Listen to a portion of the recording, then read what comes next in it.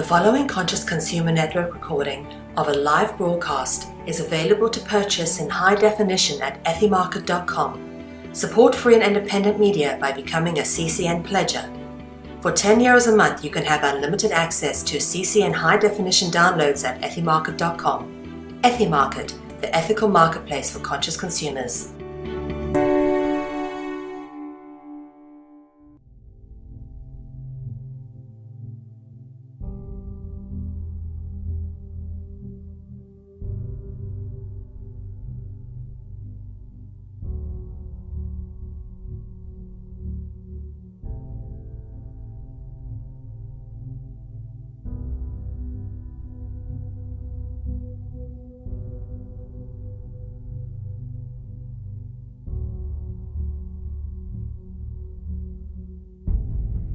Each life we incarnate into has a divine purpose. For the majority of people on this planet, their purpose has eluded them. We have become so distracted with the struggle to survive that we have forgotten what we are here to do. In alignment with the sacred laws of nature, the ultimate purpose of all existence is to create and evolve. We certainly do not incarnate into life with the intention to destroy. And yet, we have come to live in a very destructive world. As a result, there are many out there who feel lost or adrift, whilst knowing deep down inside that something is very wrong with their reality. Many people wish they could do something of value, anything that is purposeful, instead of having to submit to a system of slavery in order to survive. It is important never to let go of that feeling. That is your soul crying out to you, telling you that your life has value and that you do indeed have a purpose. The most important thing you can do in life is to recognize your purpose, and often that requires a lot of soul searching. Life indeed dishes out some pretty tough challenges, which will either move you closer towards your purpose path, or will give you great training for when you finally realize what it is that you came here to do. But more often than not, the very clues about your life's purpose are hidden in plain sight, woven into the very fabric of our existence. But we are so easily distracted by irrelevant details that don't really matter, that often we miss the very obvious right in front of us. It is because of our willful ignorance of anything that does not fit our preconceived ideas that the truth about the nature of our reality is so readily hidden in plain sight.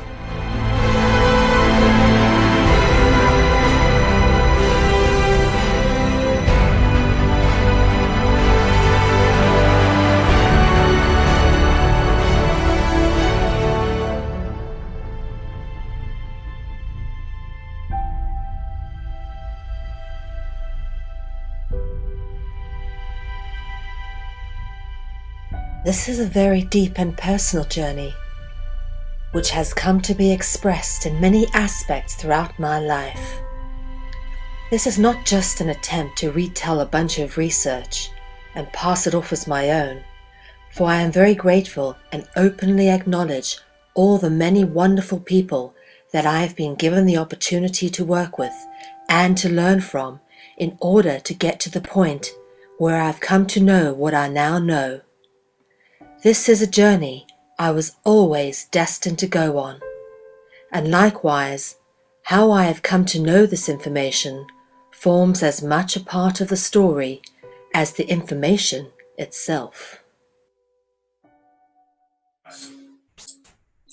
Hello and welcome, everybody. This is Conscious Consumer Network coming to you live.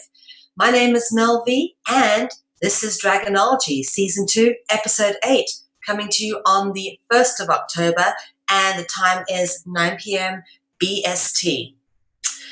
Tonight, we're going to be continuing with our theme, and it's the theme we've been kind of covering off quite a bit over the last few weeks. So if you haven't seen the previous Dragonology episodes, please go back and watch them. Season 1 from episode 1 to 13, as well as Season 2, episodes 1 through 7.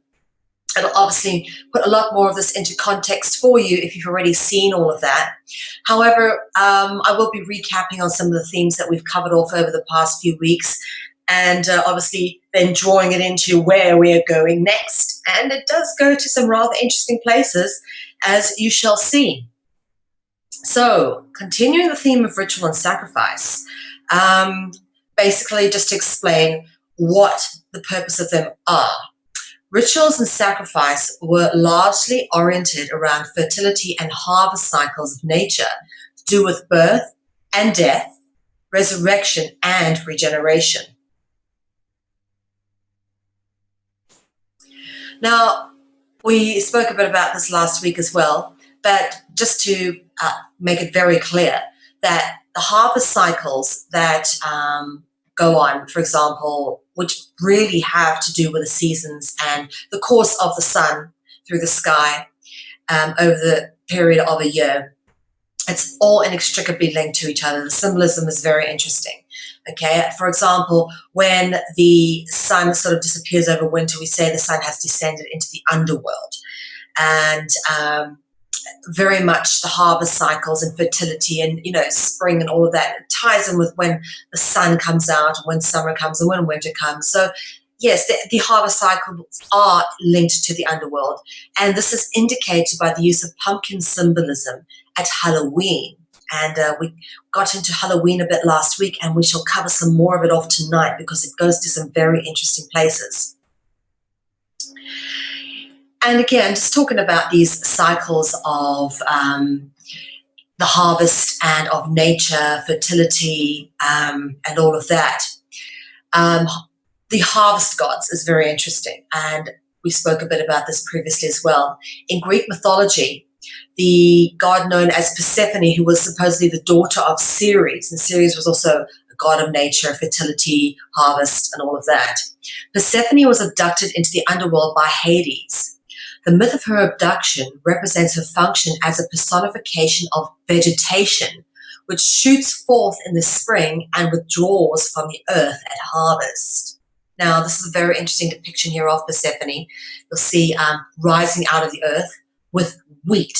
Now, we spoke a lot about wheat as well last week. We'll cover wheat off again in another context this week. But interesting always to notice wrapped in serpents. The serpents, obviously, the common symbolic factor with so much of this information. Of course, just another symbol of the dragon. We've covered this off previously as well, but of course we're just tying in all the themes so that we can move forward with the next set of teachings. And of course, that is the concept of a scapegoat or a sacrificial animal in the form of a scapegoat or a scape lamb, basically. The scapegoat or the scape lamb serve an identical purpose and function, whether it's a goat or a lamb, okay? And what's interesting to notice is, I'll read this over here. It says, look, the Lamb of God who takes away the sin of the world, okay? So much like people used to get a goat and pretend all the sins, dump all the sins on the goat and then sacrifice it. So the lamb, okay, the Lamb of God was seen as the same thing because it took away the sins, right, of the world. So the lamb, the sacrificial lamb, the Lamb of God, performs the same function as the scapegoat. They serve an identical purpose and function. Just to get into a little bit of detail about this sort of the lamb aspect, also known as the paschal lamb. Exodus chapter 12, verse 5 says the following. The lamb must be a year old without a blemish. You may take it from either the sheep or the goat. So there can be either lamb or goat, sheep or goat. Again, we've spoken about this here, where it can be a scapegoat or a scape lamb, and here referenced exactly the lamb in the context of the scapegoat who takes away the sins. Okay, and why this is interesting, I want to point all of this out here quickly. A couple of things to notice here. First off, in this depiction, obviously we've got a halo. Now, halos are usually a depiction of several things. First off, they're symbolic of the sun, usually put around the head of a holy person, and sometimes you get the solar cross in the halo, particularly behind depictions of Jesus. Okay, and that'll become relevant in a second. But look here, we've got what looks like a grail or a chalice of some sort catching the blood. Okay, the holy blood that was caught in the grail. Now, where does that kind of symbolism come up? Let's have a look. They talk about the Lamb of God being, the Lamb is actually just a replacement for Son.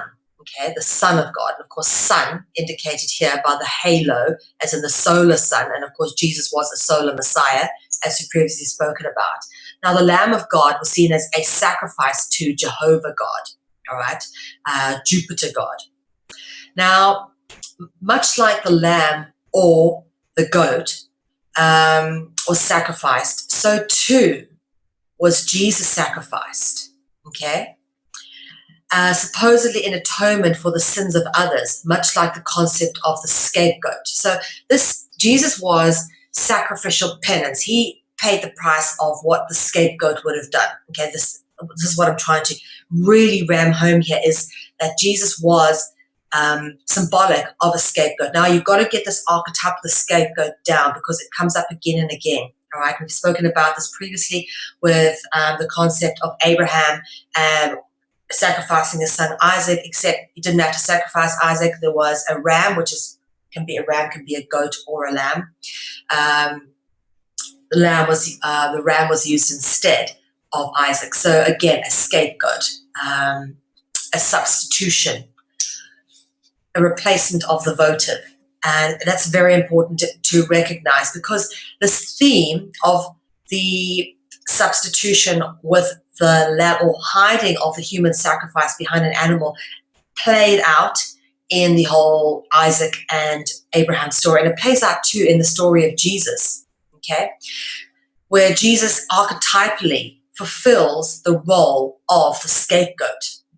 Okay, and this becomes evident when you start looking at some of the depictions of the Lamb of God that you find in all sorts of places. Here, a mosaic, it's in Paredes century, showing, it's a 5th century depiction showing the Lamb of Christ with obviously the solar cross behind it.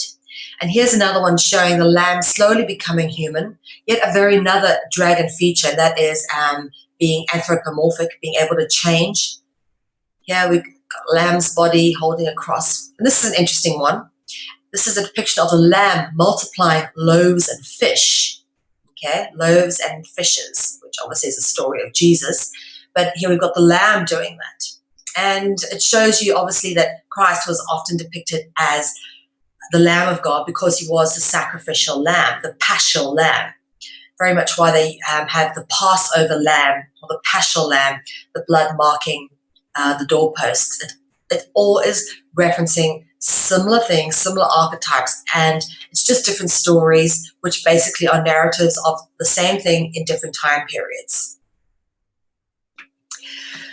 Okay, so moving on a bit from what we've been covering off, and moving on to some examples of these things that we can actually see in classical art, because of course the evidence is all around us. We just need to have a look, go to your local museum or a couple of churches and go have or cathedrals. Luckily in Europe we have access to some very old temples and stuff, so you can see some of these beautiful artworks. And this is a particularly beautiful one called the Ghent altarpiece, and I'm going to be referencing for now this central piece here, okay, because these are various panels. Some of them are actually painted on the back as well, on the reverse side, but this is a beautiful piece. Okay, show you this piece over here. The central piece is what we're going to be looking at close up in this.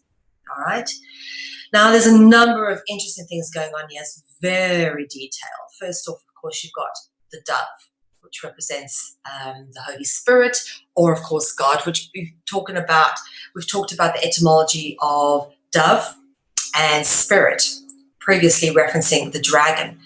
And then of course that's a solar symbol here, sun symbol, very interesting. But what's interesting to notice here is there's a lamb in the middle of this altar, okay?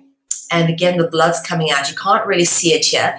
I'll go on to a close-up of it, but just to take you through some of the things that are happening here, there's a lot of bowing down, reading of books, praise going on here. I'll show you a close-up of this area because that's very interesting over there. But notice the angels surrounding this particular lamb over here, which, if we go close up, this is the sacrificial lamb, okay, we've already spoken about. And of course, this is from the Ghent altarpiece by Jan van Eyck, 15th century, and he was a grand master. His work is phenomenal, absolutely initiated into the mysteries. This guy knew what he was doing because there's a lot of stuff encoded into his paintings. As you can see here again, the blood pouring into the chalice, representative of the blood that will be drunk as part of blood drinking rituals. Okay, what else would it go into a cup? You drink out of a cup. And here again, you know, this sort of solar halo type thing indicating that this is actually a solar Messiah being Jesus, all right? And the lamb is a replacement for Jesus. Now here, this particular depiction, I'll take you back to the altarpiece so you can see. It's this group of ladies in the corner, yeah? A lot of detail going on here. I want to take you through this because this is very important to look at. First off, notice there's a few things here. A sacrificial lamb, okay, as well as the first fruits in a tin. Okay, remember the basket made of twigs, which carries the first fruits, which is the sacrificial fruits. Now, tin refers to 10, and 10 is what tithes, 10% of your earnings that go to the church. All right, so that's what the tin is indicative of, carrying the first fruits. So this is a sacrifice, and this is a sacrifice. But what's also very interesting to notice the expressions on the faces of these ladies. They look very, very sad, this one and this one, because notice they're all pregnant as well, indicating sacrifice of the firstborn. All right, but of course they bring what we would call the supplemental votives, what we swap out instead, like Isaac and Abraham, the story there where they swapped it out for the ram. But you can guarantee what this is representing, these women being pregnant, is the fact that the firstborn gets sacrificed. Very interesting. That's why they look so sad. They have to give up their beautiful babies. Okay, song and laughter. Laughter and song from angels, as we've spoken about previously, is indicative of child sacrifice. Okay, in the Babylonian mysteries, it said that angels kill children by laughing at them and smiling at them. All right. So what's interesting to notice about laughter, the word laughter is only one letter short of being slaughter. Interesting that. Laughter is actually rooted in slaughter because, as we say, angels kill children by smiling or laughing at them in Babylonian mysteries, and song and laughter from angels is thus indicative of child sacrifice. This is also from a painting by Jan van Eyck. Here's a very, very interesting depiction of Gabriel. Notice Gabriel's smiling, okay, because you guarantee Gabriel's, you know, I'll go on to explain Gabriel in a second for those who don't remember from previous dragonologies, but let's just have a look. Gabriel's always depicted in red and green, the red representing blood sacrifice, and the green will explain in a second. Okay, but as we've spoken about before, smiling Gabriel, notice distinctly smiling. In ancient Babylonian traditions, angels killed children by smiling at them, all right? Archangel Gabriel is always depicted in green and red. Red, of course, indicating bloodline or blood sacrifice. And of course, is wearing a crown as well, indicating royalty. As we see, Archangel Gabriel usually always depicted in green or green and red. Now, green and grin, as we talked about the smiling, okay, Gabriel. So we got green, Gabriel depicted in green. So it's green and grin. You can see how green and grin are words that are etymologically cognizant with each other. And for those of you who may remember some of this because we've been through this already, but just tying it all in, of course, grin and grim. Grim obviously not meaning something terribly happy. If someone's grim, it means they're miserable. But again, it's the same contradiction between slaughter and laughter. Yeah, you've got the same sort of thematics playing out here with grin and grim, which the words grin and grim are very similar, and they are etymologically cognizant with each other and indicative of smiling angels, or in fact the Grim Reaper. And of course, because it's harvest season, the Grim Reaper always has this scythe with him, or skith, whatever you call it. Anyway, the word grin, as we've spoken about previously, originates with jinn, which is an Arabic classification for dragon. Jinn obviously originally spelled with a DJ, and then the J, and then the G-I-N, and of course the I, or the vowel sound, transliterates out both into the O and into the E, okay? So, for example, dragon, or generation, or genesis. And then, of course, we've already spoken about grin. And then the grime, the green, which is a mythological creature, supposedly. And then, of course, green, which we've already spoken about, the color that Gabriel wears, which references the green man, all right? Which Gabriel, Archangel Gabriel, and the green man are archetypes of the same vein. They are the same archetypes, just under different names in different parts of mythology, in different parts of the world. We've spoken about this tremendously, so I'll go through this rather quickly, because the other gods which are depicted as being green, for example, is Osiris, the Egyptian god, which is commonly depicted as green. And Osiris is often depicted with two ostrich feathers on either side of his head, which is why ostrich takes its name from Osiris. Al-Qadir, obviously we've spoken about Al-Qadir previously, a mystical figure described in the Quran as a servant of God possessing great wisdom and knowledge. Servant of God, angel, much?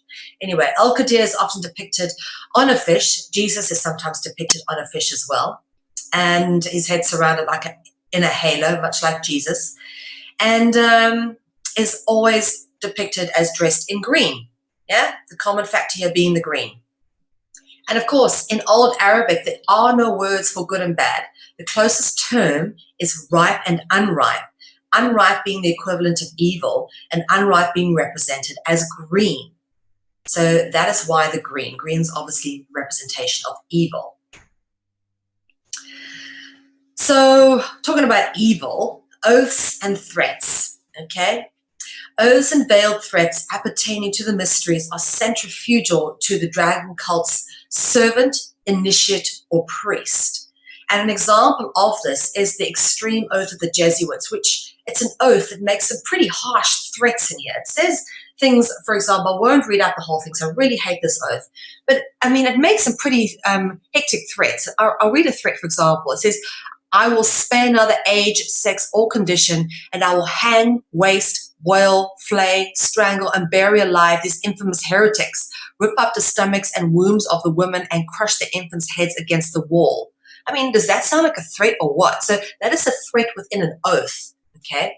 And these oaths and threats are absolutely centrifugal to the dragon cult initiate circles. And the threat thing becomes obvious now as we get into things, okay? The word minx. Let's talk about what a minx is. And this is very interesting. We start getting into the feminine aspect of this. The word minx refers traditionally to a pert, sly, or playful girl. Minx is a variation of the Latin adjective manaxus. Manaxasis, I beg your pardon. Manaxasis. I can say it properly.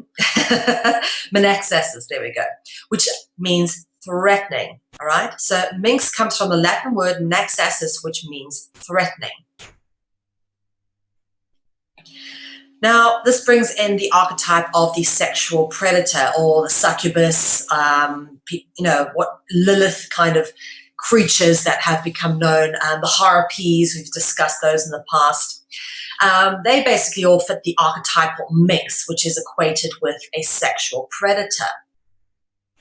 Now, the minx is also inextricably linked with sacrifice.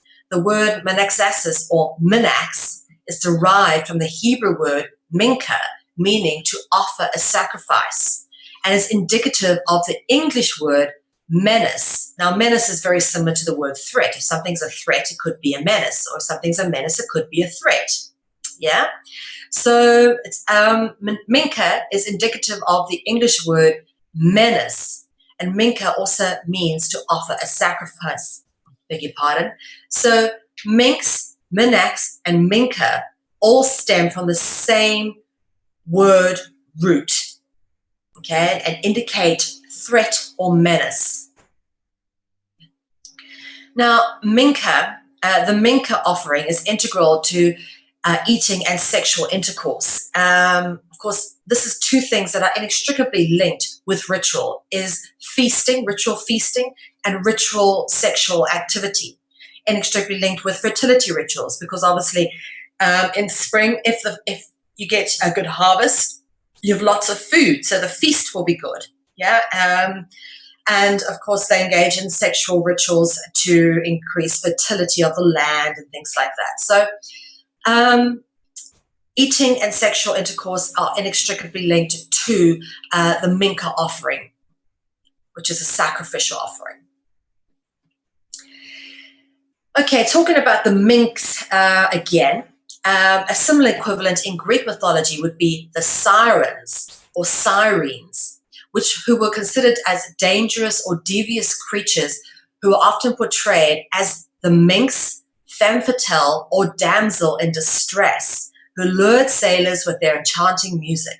Now, we dealt with damsels in distress last week, so please do go back and watch last week's Dragonology to catch up on this particular route. So let's have a look at some of the sirens and artifacts. Okay, here you can see, I just want to deal with what's going on in this painting first. Okay, obviously it says they used to lure sailors with enchanting music, and you can see your damsels waving all in distress. You've got the bones of men laying around, and here's a whole bunch of sailors coming off a boat towards them, not realizing there's all dead bodies around them. The sirens. That's a very interesting depiction of the sirens. And here's some others. These are actually very old, 2,000 years old at least, artifacts of sirens. This is a mosaic, an ancient Roman mosaic. And you can see they're depicted, the sirens are actually depicted with wings, like winged beings, like angels or dragons. And here the sirens are actually depicted as bird-like beings, much like the harpies, or perhaps griffins or phoenixes. And in John William Waterhouse's depiction here, he's had two different depictions of sirens. In this particular one, they're depicted as bird-like women with bird-type heads, looking a bit like harpies, coming on board the boat.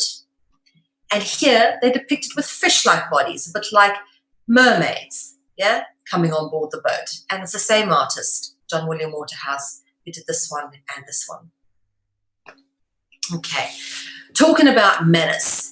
The quintessential minx is seen as a menace, which is etymologically cognizant with menses, referencing menstruation, which is indicative of the priestess and fire star ritual. Now, we've spoken about fire star previously as well, which is basically the collection of the priestess's menstrual blood, which they obviously drink at rituals. Very powerful stuff. And menstrual cycles are usually linked to the moon as well. So usually when a priestess starts menstruating, it's linked with the moon cycles, which is why they drink the blood at certain times. And anyway, interesting stuff. Now, we're talking about menace. Obviously, menace very similar to threat, right? Now, we talked about the threats and the oaths, so this is where the threat becomes a bit more interesting. Minax, which we've spoken about, meaning threat, is cognizant with the Hebrew word minka, all right, meaning propitiation. Now let's look at the word threat for a second before I go on to what propitiation means. Eat, all right? In the word threat, we find the word eat, okay, which again references ritual feasting. We spoke about feasting and sex always part inextricably linked with ritual. Feasting, sex, and sacrifice, always inextricably linked with ritual. So propitiation, okay? Propitiation is an action meant to regain someone's favor or make up for something you did wrong, which is another way of expressing sacrificial atonement, okay? Think about it, how they say man was born in original sin, which is why we spend our entire lives in sacrificial atonement by paying taxes. And I've illustrated that previously in Dragonologies as well, how that all ties into each other. But this is what propitiation is actually. It's the word for what it is that we engage in, okay? We're constantly making up, supposedly for something we did wrong, because guess what? We're born into original sin. We did it whether we know it or not. We were wrong from birth, kind of thing. And we express sacrificial atonement by the fact that we sacrifice our sacred labor into taxes and such like. Anyway, we dealt with this word here, minka, meaning propitiation, okay? Minka is actually branched semantically with the Greek adjective mimikos, which actually means mimic. It references a mimic. And this gets into some interesting territory here, right? Because what does a priest do? A priest mimics certain motions and actions. He goes through the motions when he does a ritual or holds a service or gives a sermon. It's the same thing. When you marry someone, it's the same ritual, mimics the same things over and over again, a repetition of action. That's what mimic actually means. Now, the mimic is linked very much to another archetype, which we've spoken about in previous Dragonologies, which ties into Dragonology. That is the archetype of the Harlequin, which obviously comes out of Italian Renaissance Commedia dell'arte theatre. The archetype of the Harlequin is similar to that of the mimic, taking on a theatrical and ritual function. And notice both the mimic being masked by makeup, and here the Harlequin's also masked, and that becomes relevant in a bit. And so is the Joker masked with makeup, and so is the clown, all right? And they're extensions of the mimic and Harlequin type archetypes. We've discussed this previously as well, being the Joker and the clown. And notice, of course, how they all seem to have these sort of squared off patterns on their clothing. We've dealt with the reason for that previously as well. It's not by accident.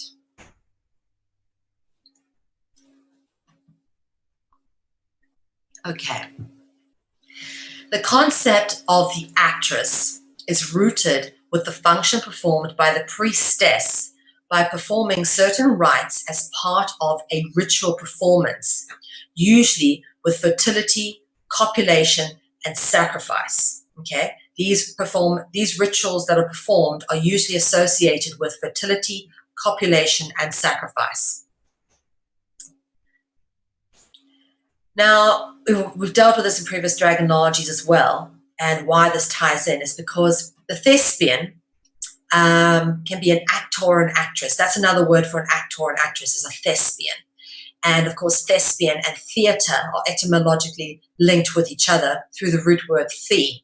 Okay, both thespian and theatre contain the root. All right, the is a Greek root word referencing God, and theoi is the plural referencing gods.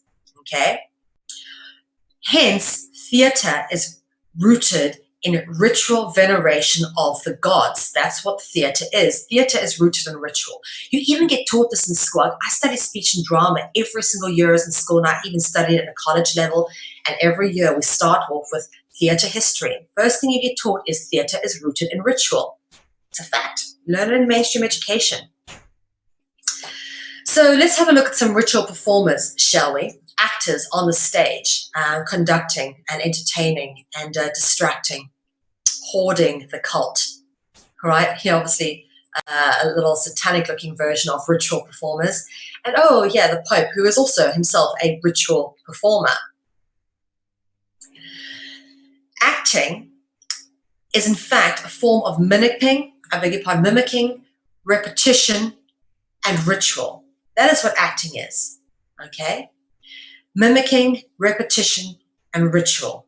And of course, the definition of ritual is simply that which is done at a specific time, at a specific place, for a specific purpose. And anything that fits into that description is linked with ritual.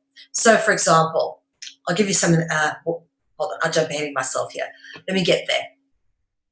Anyway, the word minx, which we've already dealt with, is etymologically cognizant with mask, which as a verb means conceal or hide, indicative of a cult. Now, the word cult simply means that which is hidden.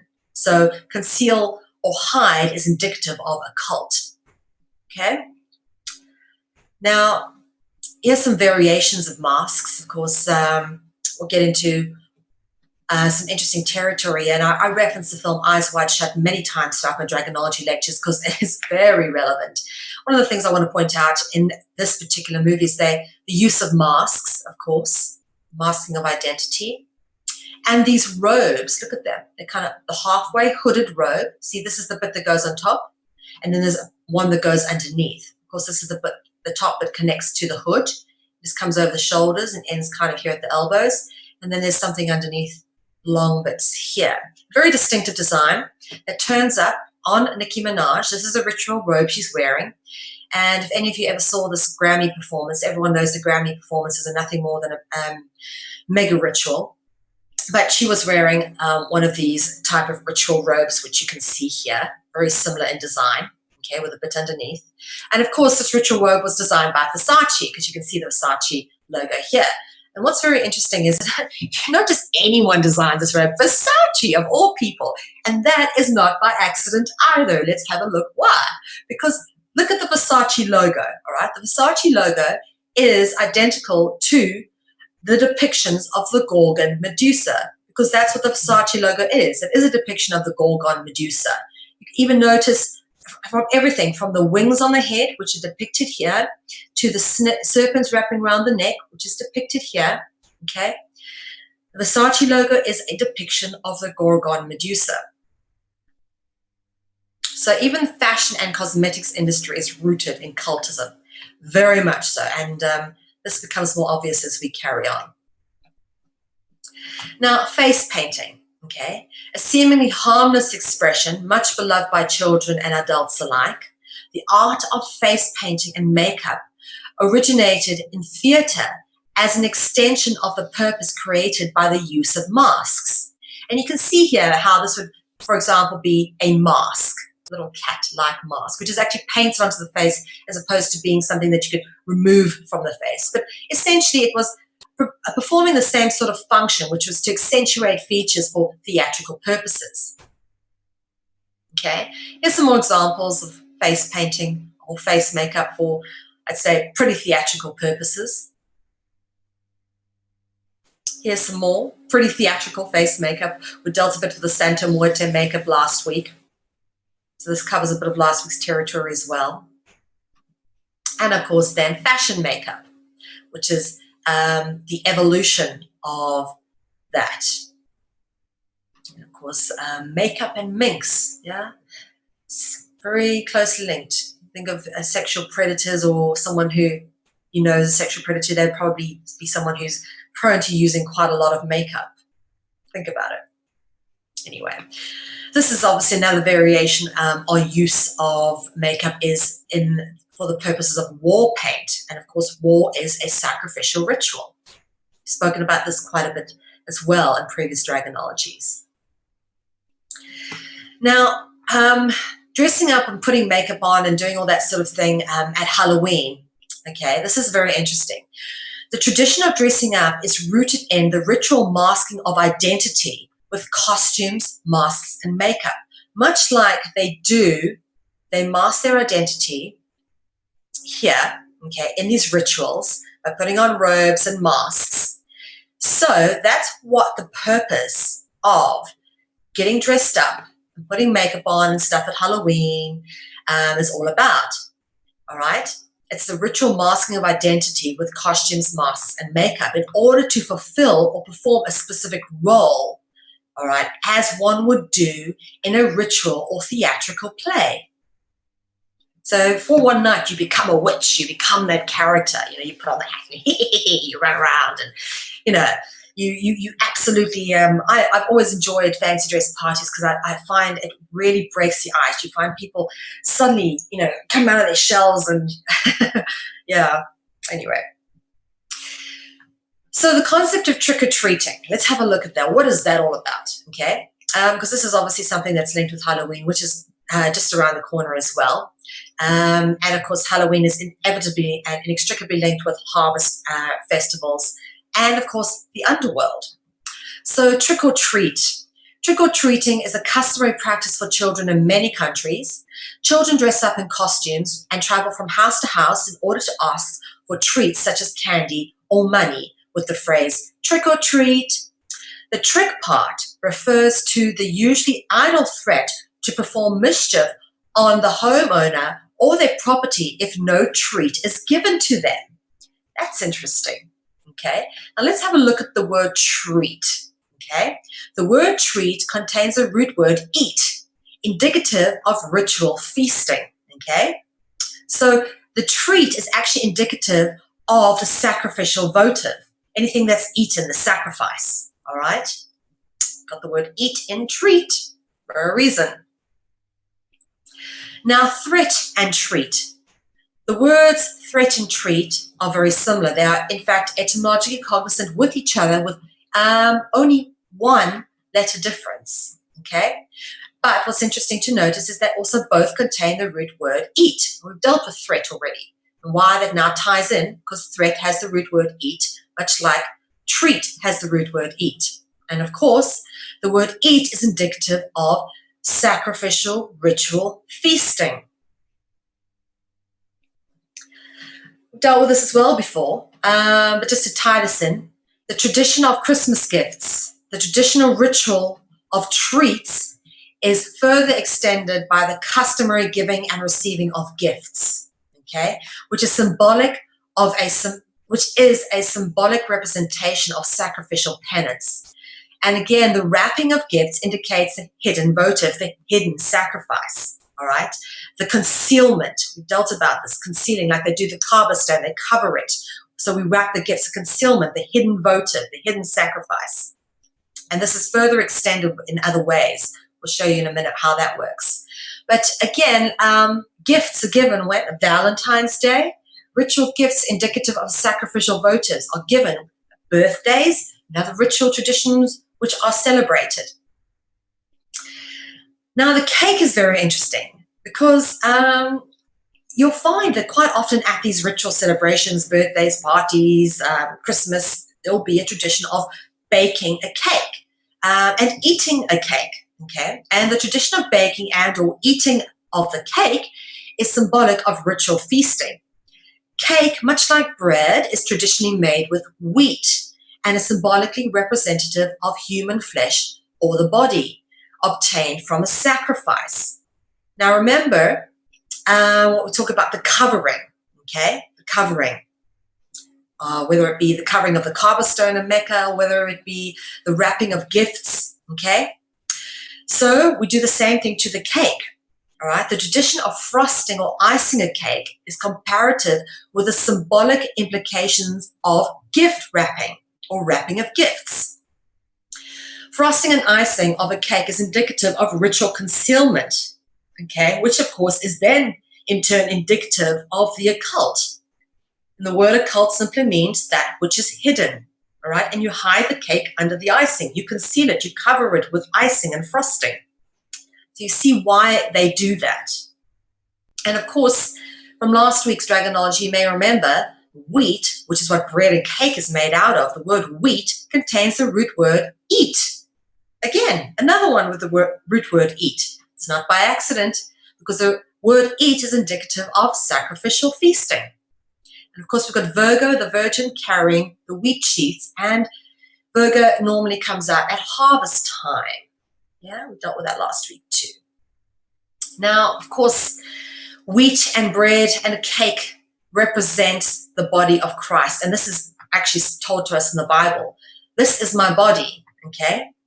The bread. So it's not just me making it up saying that cake and bread represent human flesh and body. This is commonly known as a fact. In fact, there's a tradition of the in Catholic churches and Christian churches called the Eucharist, where you eat bread and you drink wine, representing the body and blood of Christ. So this is commonly known that wheat-based substances such as bread, which is similar to cake, are used. And this is why we have cakes at rituals, okay?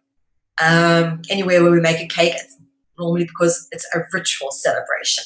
We don't know that, of course. We don't associate it with rituals, but this is what it's all about. And of course, the icing of the cake references ritual concealment, much like gifts. Interesting, isn't it? All ties into each other. Okay. So just back to the concept of trick-or-treating, okay? The concept of trick-or-treating represents a payment or a sacrificial penance in the form of a treat that is sought by dark entities represented by costumed children. Now, this gets into interesting territory because what you've got is little children dressing up, for example, like a devil and going and demanding a treat under threat, supposedly an idle threat, but it is still under threat. Okay, trick or treat, that's what the trick part is all about. So it's, demanding some form of payment, some form of sacrificial penance. You have to give up that treat to the child. So it is a form of tax, a form of sacrifice that you give as a treat that is demanded under threat by children dressed in costumes which represent dark entities. Okay, generally, it's most of the Halloween costumes have got somewhat of a sinister nature to them, don't they? So you've got to look at what is being represented here. What are the allegories? What is those all symbolic of? Okay, there's always a purpose and a function to everything. Under the illusion of festive fun, children are engaged in mimicking dark occultic archetypes in order to demand payment under threat. Now, where have we come across this theme before? Okay, we've spoken about this a lot, and this is indicative of the supposed deal with the devil. All right, we'll get into this a little bit more in a bit. But across the world, there is tradition of dressing up in costume for street parades and carnivals. Now, I lived in London for 10 years, and I lived in Notting Hill for a number of those. And I used to go to the Notting Hill Carnival, which was the last weekend of summer, supposedly, the last long bank holiday weekend of August. And it's like 1 million people descend to the street dressed up in all sorts of dancing, feathers, glitter. It's insane, really, an amazing spectacle. I think it's the biggest street festival in the Northern Hemisphere.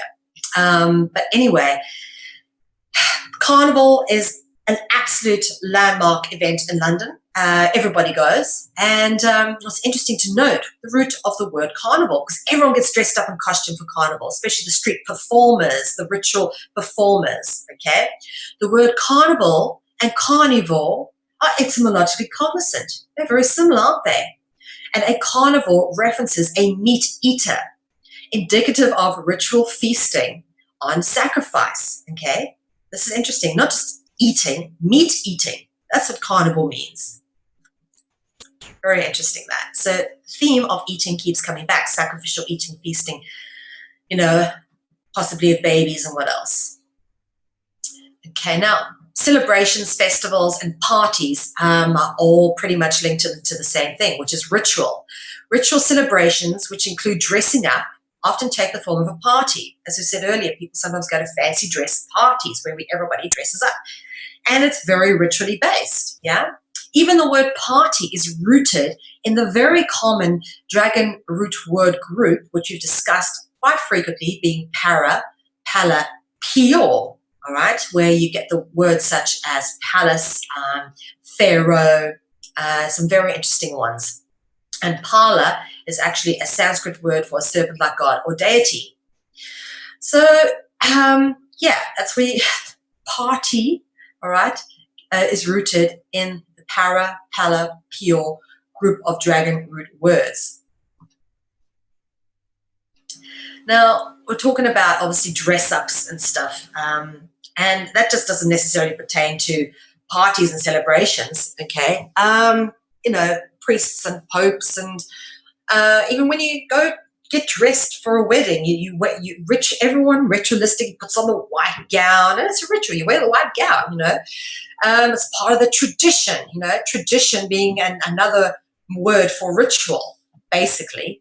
And traditionally, what you find is people in the army are dressed like this, in camouflage, and people in the police force, particularly in England, are dressed like this. Note the tessellated stripe around the hat, which shows you who they really work for.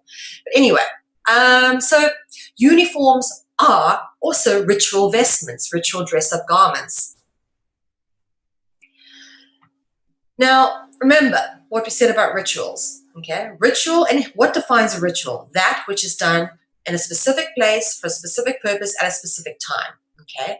So any garment which is worn for a specific purpose at a specific place at a specific time is ritualistically worn, okay? It's a ritual garment.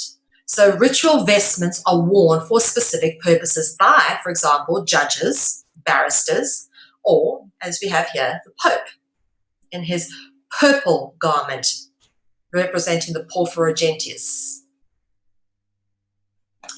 Here again, more examples of people costumed for ritual, satanic ritual costume, and of course our beloved Ku Klux Klan, who are actually controlled by the Roman Catholic Church and like to burn people who have slightly more melanin in their skin than perhaps us Europeans. Rather sad. Notice again the masking, the ritual masking, okay? Masking is very important. Now we move into things which take it into a more modern and sort of contemporary context, okay? Drawing this all into, I suppose, a final point of let's bring this into a practical reality. The law of contract. By agreeing to give a treat at Halloween, you are unknowingly paying penance for a contract that you did not or unknowingly entered into. By agreeing to pay the price or the treat, you unknowingly consent to the terms of the contract. Now, what are the terms of this contract? Perhaps your soul? Is the treat some kind of consideration? Is it some kind of substitutional sacrificial votive? Okay, like the lamb is a substitutional sacrificial votive in both the Isaac and Abraham story, as well as with regards to Jesus. All right, think about this. The allegory is very obvious. By agreeing to give a treat at Halloween, you are unknowingly paying penance for a contract that you did not or unknowingly entered into. By agreeing to pay the price or the treat, you are unknowingly consenting to the terms of a contract that you do not know about. And this is where soul harvesting comes in, okay? The concept of the Grim Reaper, for example, is indicative of of cultic soul harvesting, okay? This is a cult icon which basically represents the function as a reaper of souls. Because think about it, if anyone's ever seen that movie, Meet Joe Black, right? I think it was Anthony Hopkins and Brad Pitt, where Brad Pitt plays the Grim Reaper, who basically comes to take Anthony Hopkins' soul, but he doesn't look anything like the skeletal guy here. But basically, that is the concept of the Grim Reaper, is a reaper of souls, a harvester of souls. Here the term harvest comes back again, okay? This is how it links to the underworld. Through a harvesting of souls, the souls get harvested and taken to the underworld by the Grim Reaper, for example. And this is why he carries a harvesting tool, which is the scythe that he has over here. Now, soul harvest, cult worship, we've dealt with this last week as well, with the feminine version of this being Santa Muerta, who's also often depicted with the same harvesting tool, yeah? And of course, her holiday is the 1st of November, All Saints' Day, or the Day of the Dead. And Halloween is All Saints' Eve, which is the night of the 31st of October. So it all links into each other, you see. Now, this is very interesting, okay, because another version of the soul harvester type character, much like, for example, the Grim Reaper, would be the ferryman, okay, who's known in Greek mythology as Charon, who is the ferryman of Hades and carries souls across the river Styx in Acheron, which is a river that divides the living world from the dead. And of course, we've dealt a lot with the ship etymology and how that references basically the royal angelic bloodlines. But the word fairy is also etymologically cognizant with fairy, which is another winged being, winged deity, much like angels and dragons, because they are in fact the same thing. We've dealt with this a lot. Now, there's a really odd tradition that goes with this, which ties into everything, taxation and contracting. Now, remember, the moment you give money to somebody for something, okay, you're entering into a commercial contract with them, all right? So you enter into a contract with them. Now, here's an interesting tradition of coins are placed on the eyes of a dead person to pay the ferryman. This is a tradition quite common in Ireland and England, where they place coins on the eyes, okay, of dead people to pay the ferryman. But the moment you pay someone something, you enter into a contract with them. What contract are you entering into? Are you unknowingly entering into a contract where you give your soul to the devil? All right, because this is what this is symbolic of. All right, the moment you pay money, you enter into a contract. Well, the coins are placed there to pay somebody. Okay, they're there to pay the ferryman. So you're entering into a commercial contract with the ferryman. What are the terms of that contract? You do not know. Yeah? And this is the interesting thing. Very interesting, very relevant symbolism. And it actually teaches you a lot about the way things work on a day-to-day level with regards to things like death and taxes. Okay? And this very apt saying by Benjamin Franklin: in this world, nothing can be said to be certain except death and taxes, all right? Because effectively, this is a tax. You're paying a tax to the ferryman after you're dead as well, you know, supposedly. After you're dead, you still have to pay a tax to the ferryman to transport your soul, okay? And when you agree to pay something, again, you're entering into a commercial contract. What are the terms of this contract? Do you know? Is the term, are the terms for your immortal soul? And when you're dealing at this level, you can never be too sure, because this whole contracts thing is very pernicious, okay? And it works with a lot of assumption, and it works on the basis that most of us are ignorant and don't really know what we're doing, okay? Anyway, the concept of a contract is illustrated, unknown contract is illustrated through the concept of the birth certificate. In fact, birth certificates are nothing more than contracts which issue tradable, which issue tradable shares against our value. Okay, so birth certificates are nothing more than contracts which issue tradable shares against our value. This contract was entered into without our consent and therefore is dishonorable and fraudulent, okay? Any contract that is entered into without your consent is dishonorable and fraudulent. Now, again, tying in this whole concept of contracts for our souls, the contracting of one's immortal soul in return for fame and fortune is a form of sacrificial penance in return for assistance from the dark side, devil, dragons, angels, supernatural beings, gods, whatever you want to call them, okay? And this is done more often unknowingly than knowingly so, all right? They say you have to do it by free will, but often people are tricked into these things. And anybody who's kind of familiar with Steve Richards and his work on holographic kinetics, it's very easy to have an entity attach themselves to you life after life after life if you enter into a contract with them. So this is not to be messed with, folks. Seriously, know what you're doing when you're entering into contracts. So please do make good contracts and honor them. All right? There's always a price to pay for dishonorable contracts. And over here, I've got keep calm and don't pay the ferryman. Because the minute you agree to enter into that contract, okay, by paying them, all right, there is conditions to that contract that you may be unaware of. Don't forget, the ferryman takes you to Hades, which is supposedly hell. Yeah? Why would you pay him to take you there? Think about this. Money changing hands. Every time you spend money with another party, you enter into a commercial contract with another party. Make sure you know and comprehend the terms and conditions of contract prior to engaging in anything that is harmful, causes loss, or impedes freedom. And I do apologize for my spelling tonight, folks.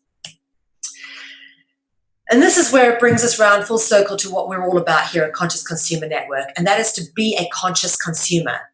The power we and our consumer currency has should not be underestimated and should be used responsibly and consciously in the pursuit of a fair, just, peaceful, sustainable world. That's it for us tonight, folks. If you've missed anything, feel free to go and catch up. We have all of season 1 obviously archived, as well as episodes 1 through 7 of season 2 of Dragonology. So if you haven't missed anything, do go check it out. It all makes much more sense when you've been following along. If this is your first time watching Dragonology, we hope you enjoyed this episode, and we hope you do carry on watching as we go through this season. If you did miss anything, however, you're welcome to download a high-definition version of your favorite shows, of this and any other Conscious Consumer Network show from Ethymarket. All shows are available in high definition at ethymarket.com. And of course, all shows are listed in the broadcast guide, which is updated weekly. So please do go to our website and check out the broadcast guide to see what other shows there are. And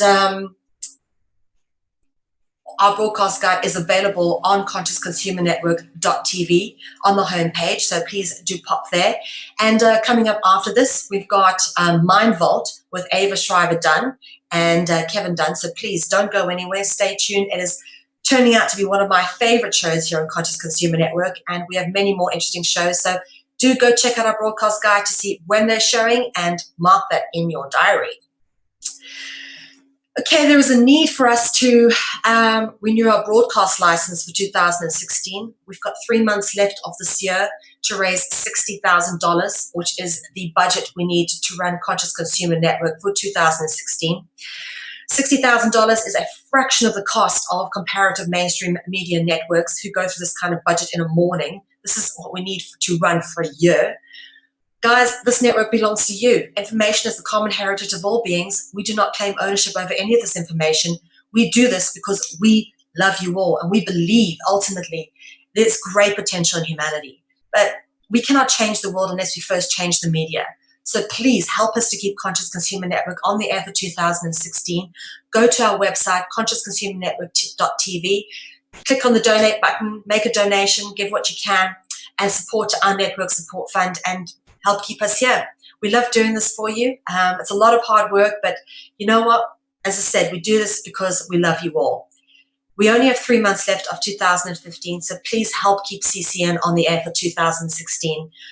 There's a lot of people who would be very disappointed if we weren't there, and we certainly would like the opportunity to reach the huge amount of people that we have been reaching, because 2015 really has been the year of CCN. And that's it for us, folks. As always, we thank you for supporting free and independent media, and we will see you next week, same time. From me, Mel V, that's it. Wish you a very good evening. Goodbye. If you really had to make a difference on a large scale with minimal resources, how would you go about it? Have you ever dared to dream of doing that which seems impossible? On a planet steeped with corruption and destruction, the question beckons, how do we change it? Media has a far-reaching impact on people and has been used to manipulate humanity into our current destructive patterns. In order to affect people into moving into constructive patterns of behavior, we need to construct a new paradigm of media.